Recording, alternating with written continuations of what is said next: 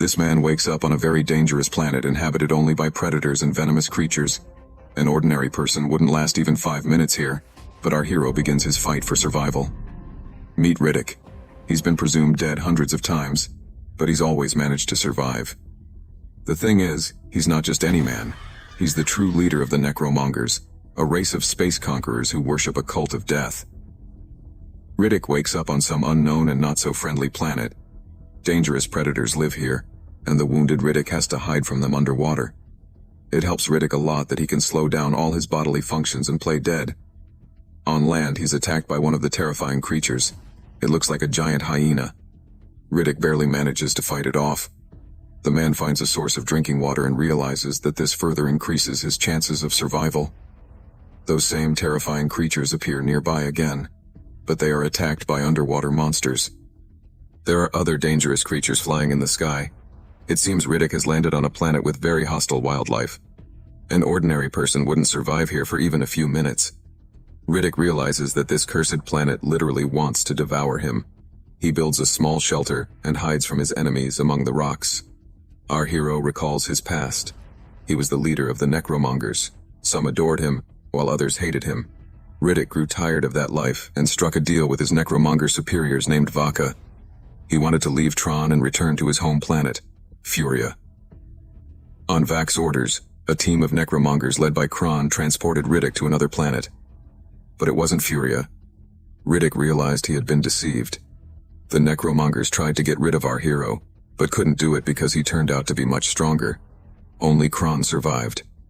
A duel ensued between him and Riddick, during which Kron threw his opponent off a very high cliff. However, our hero managed to survive. Now he is ready to awaken the beast within him once again. Riddick finds a wounded pup of a dangerous creature and tames it, just like an ordinary wolf or dog. He notices a passage in the rock and sees a more hospitable area beyond it, with water, grass, and peaceful life. The problem is that a massive body of water flows through this passage, inhabited by giant monsters resembling poisonous scorpions. Riddick extracts their venom and injects it into himself in small doses to build up immunity to it. This is exactly how all modern vaccines work. Having regained his strength and become immune to the scorpion's venom, Riddick fights fiercely against these underwater monsters. They are not only poisonous but also very agile and strong. With great difficulty, our hero makes his way to the passage. He also takes his tamed puppy with him. Riddick travels through this part of the planet. There are no longer such dangerous creatures here, and he can relax a little. His puppy has grown into a large beast. He acts like a real playful dog. Riddick is exploring the local landscape with curiosity. He is certain that this part of the planet was, or still is, home to living, intelligent beings. One day, our hero finds a mercenary outpost. He sneaks inside and sees that there's an emergency beacon he can activate. There's also a small supply of high-energy food. Riddick shares this food with his dog, but the dog much prefers regular meat. Riddick notices that a very heavy rain is about to start.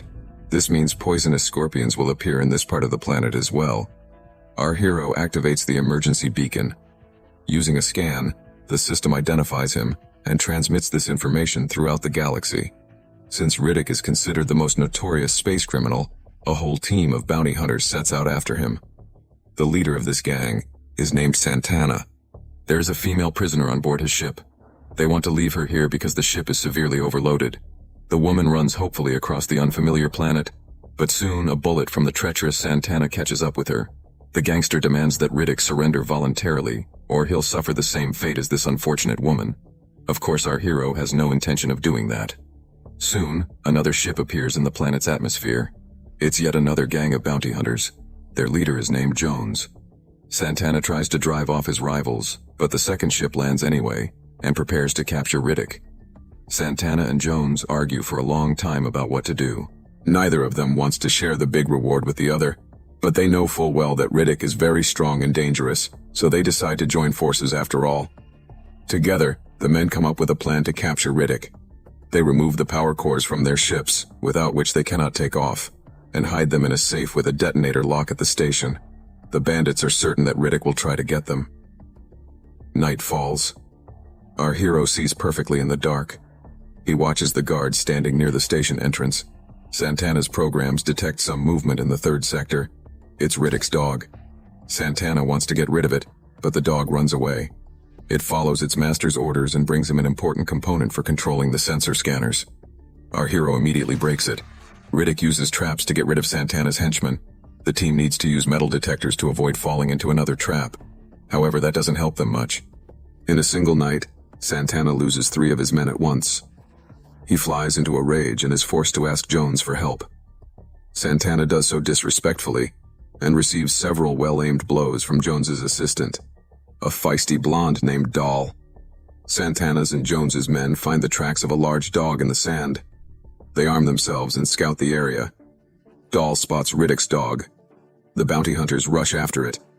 They hope the dog will lead them to Riddick. The dog does indeed lead them to a cave. It is partially flooded. Inside there is an inscription reading Fury and the body of one of Santana's soldiers. But if Riddick isn't here, then where is he? The answer is quite simple. Seizing the moment, Riddick sneaks into the mercenaries station. Doll and Santana are there, but they don't notice anything suspicious because they're constantly arguing and fighting with each other. The bounty hunters return to the station and see traces of destruction and drops of blood everywhere. They discover that all their communication equipment has been destroyed. Someone has left the inscription Fair Trade on the safe. The bandits are terrified to open the safe. They suspect Riddick might have left explosives inside. Santana is assigned this dangerous mission. Inside are 2 power units. Surprisingly, Riddick didn't steal them. The fact is, our hero is still here. Jones suggests using phosphorus grenades to lure Riddick out and repair all the space relays. Meanwhile, Riddick takes one of Jones's soldiers hostage and hints to him that there is a more dangerous creature on this planet than he is. After that, he finally steals the 2 power cores from the safe.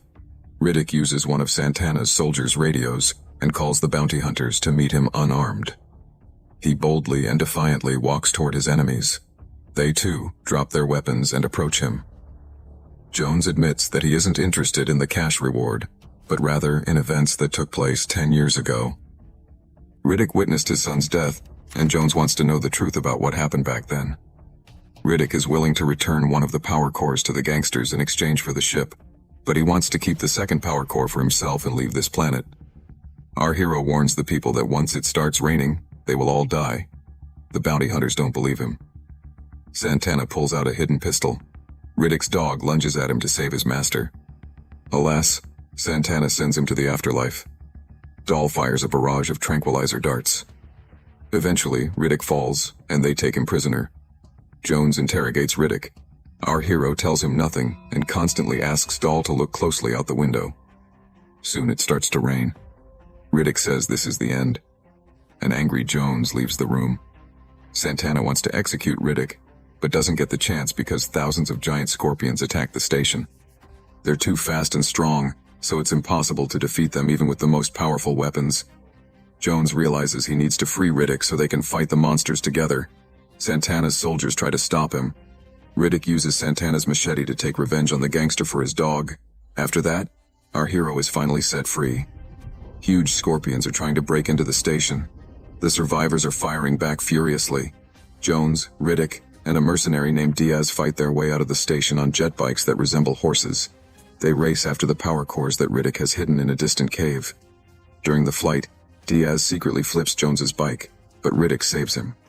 In the cave, he finally tells Jones the truth about his son. It turns out this guy was a very bad, weak, and cruel man, and people like that don't live long. Just as Riddick returns the power cell to the gangster, Diaz unexpectedly attacks Jones again. Riddick intervenes in the fight and sends Diaz to the afterlife, but the man manages to destroy both bikes. This means they'll have to walk back to the ships. Riddick and Jones fight their way to their spaceship, fending off hundreds of scorpions. One of the monsters seriously wounds Riddick. Jones takes the power core and leaves. The wounded Riddick climbs onto a rock and fights off the monsters with his last ounce of strength. At the last moment, Jones does come to his aid. He shoots the monsters, and Doll lifts Riddick aboard. Our hero takes one of the ships and flies off in an unknown direction. As he leaves, he tells Jones, Doll, and another surviving soldier that sooner or later, everyone goes home.